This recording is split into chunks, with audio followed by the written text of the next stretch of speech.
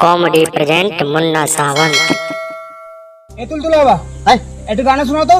गाना सुनबा? हाँ सुना। सुनाओ।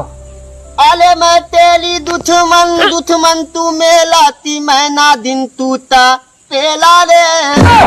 ई गा रे तपेला तपेला हाँ तपेला तपेला। अरे सारे पेला ना सपेरा। हाँ वह तपेला मैना दिन तू ता पेला रे। सारे पेला रे का होला सपेरा। अच्छा मान ले तोहर पापा 2 गो बर्फ किनलू आ हमर पापा 1 गो बर्फ किनलू। ओकरा बाद अचानक बहुत तेज घाम निकलल। ठीक बा। तो हमर पापा के बर्फवा एगो गल गेल।